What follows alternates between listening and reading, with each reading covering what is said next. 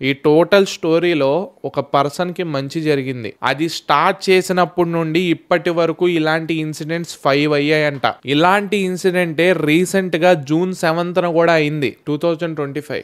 దీన్నొక black ఇయర్‌గా పిలవడంలో ఎలాంటి సందేహం లేదు. దీంతో మీరు ఎంతమంది అగ్రీ చేస్తారో ఐ డోంట్ నో. కానీ బయట సిట్యుయేషన్స్ చూస్తుంటే అలాగే అనిపిస్తుంది. అండ్ ఒక్కొక్క ఇన్సిడెంట్ ఫిజికల్‌గా గానీ, మెంటల్‌గా గానీ ప్రతి ఒక్కరిని చాలా అంటే చాలా బాధపెడుతుంది. నిన్నగాక మొన్న అహ్మదాబాద్‌లో ప్లేన్ క్రాష్ అయ్యి 242 మెంబర్స్ చనిపోయారు. వాళ్ళ ఏడుపులు, వాళ్ళ బాధ, ఆ ఫ్యామిలీ మెంబర్స్ యొక్క కంట తడి కూడా ఇంకా ఆరలేదు. వాళ్ళని చూసి ఈ 2 డేస్‌లో మన గుండెలు ఎంత చితికిపోయాయో మనకే తెలుసు. అండ్ ఆ సిచ్యువేషన్స్ ఇంకా మన మైండ్లోనే ఉంది. కళ్ళు మూస్తే అదే గుర్తుకొస్తుంది. ఈలోపే హెలికాప్టర్ క్రాష్ అయ్యి 7 మెంబర్స్ చనిపోయారు. న్యూస్ ఛానల్స్ 7 మెంబర్స్ అంటున్నాయి. ట్విట్టర్లో చూస్తే ఓన్లీ 5 మెంబర్స్ అంటున్నారు.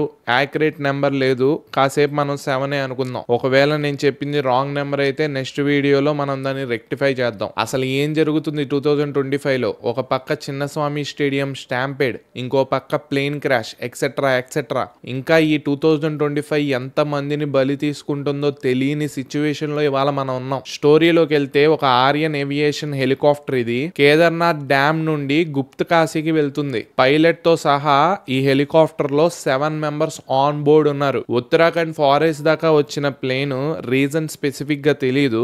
అక్కడే ఉన్న ఫారెస్ట్ లో క్రాష్ అయ్యి హెలికాప్టర్ లో ఉన్న 7 మెంబర్స్ అక్కడికక్కడే చనిపోయారు. ఎగ్జాక్ట్లీ చెప్పాలంటే location is between Gaurikund and Sonprayag. ఈ రెండింటి మధ్యలోనే ప్లేన్ క్రాష్ అయింది. జస్ట్ ఇది 10 మినిట్స్ రైడే. ఈ లోపలే క్రాష్ అయ్యి మొత్తం అక్కడికక్కడే చనిపోయారు. ఈ ఇన్సిడెంట్ ఇప్పుడే మార్నింగ్ 5:20కి అయింది.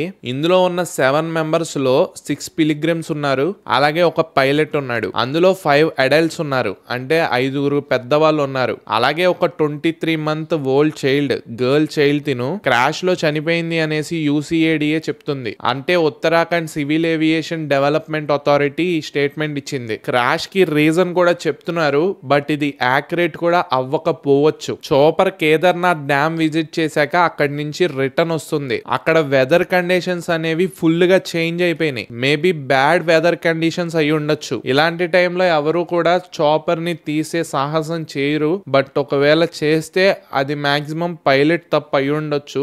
మేబీ మనకి కరెక్ట్ యాక్యురేట్ ఇన్ఫర్మేషన్ లేదు కాబట్టి తను స్టార్ట్ చేశాక కూడా వెదర్ కండిషన్స్ చేంజ్ అవ్వచ్చు కాబట్టి we can't judge it. Something valley ఏదో అంటున్నారు. అవి కూడా యాక్యురేట్ గా లేవు.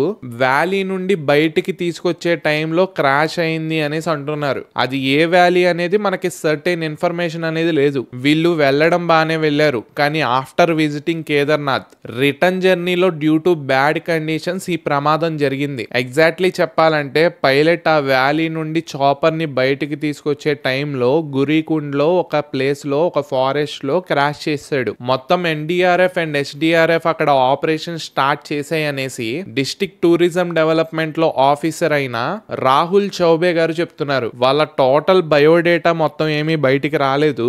బట్ అందులో ఒక passenger Badrinath Kedarnath committee employee అనేసి ఘర్వాల్ కమిషనర్ వినయ్ శంకర్ పాండే చెప్తున్నారు. మిగతా 5 pilgrims are from Uttarakhand, Gujarat, Maharashtra and UP. చనిపోయిన వాళ్ళలో 3 ఆర్ ఫ్రమ్ జైస్వాల్ ఫ్యామిలీ. వీళ్ళు మహారాష్ట్రలోని యవత్మాల్ అనే ప్లేస్ నుండి వచ్చారు. వీళ్ళ నేమ్స్ వచ్చేసరికి రాజ్ కుమార్ జైస్వాల్, వాళ్ళ వైఫ్ శారదా జైస్వాల్, అలాగే వాళ్ళకు ఒక 23 మంత్ బేబీ గర్ల్ కూడా ఉంది.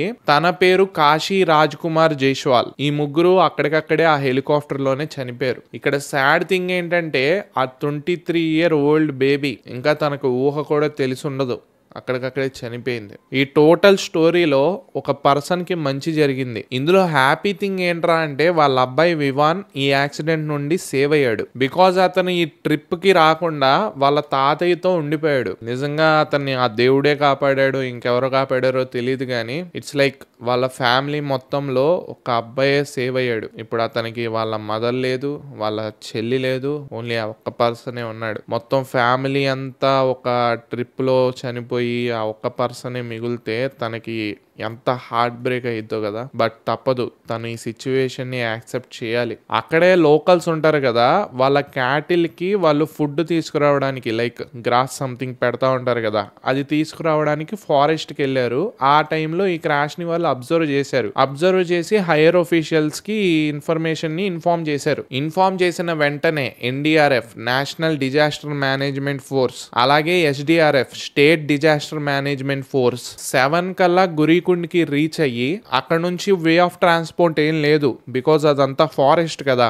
మొత్తం ట్రెక్కింగ్ చేస్తూ ఫారెస్ట్ కొండలన్నీ దాటుకుంటూ ఆ ప్లేస్ లోకి వెళ్ళాలి. మొత్తం ఆ ఫారెస్ట్ అంతా ట్రెక్కింగ్ చేస్తూ ఆ ప్లేస్ కి చేరుకునేసరికి 8:55 అయింది. 8:55 కి స్టార్ట్ చేసిన రెస్క్యూ ఆపరేషన్ లో ఇప్పటి వరకు 2-3 బాడీస్ ని బయటికి తీసుకొచ్చారంట. ఆ నెంబర్ నేను ఇప్పుడు ఈ వీడియో చేసుకున్న టైం కి ఫుల్ అయిపోవచ్చు, లేదంటే హాఫ్ కంటే ఎక్కువ ఉండొచ్చు, ఆర్ ఎల్స్ అందరినీ బయటికి తీసుకురావచ్చు. ఉత్తరాఖండ్ సీఎం పుష్కర్ సింగ్ ధామి ట్విట్టర్ లో ఇలా ట్వీట్ చేశారు. ఈ హెలికాప్టర్ క్రాష్ న్యూస్ విన్నాక చాలా బాధేసింది.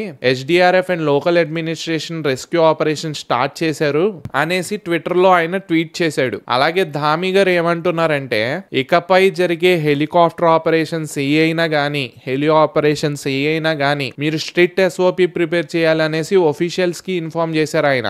ఎస్ఓపి అంటే స్టాండర్డ్ ఆపరేషన్ ప్రొసీజర్. కంప్లీట్ గా అక్కడ ఏ అయితే హెలికాప్టర్ ఆపరేషన్స్ జరుగుతున్నాయో, ఏ అయితే హెలికాప్టర్స్ వాళ్ళు వాడుతున్నారో ప్రతి వాటి కండిషన్స్ నాకు కావాలి, అండ్ అవి ఎలా వర్క్ అవుతున్నాయి, ఎలా పనిచేస్తున్నాయి, అవి అసలు పనిచేస్తున్నాయా లేదా అనేసి మొత్తం ఇన్ఫర్మేషన్ నాకు గ్యాదర్ చేసి పెట్టండి.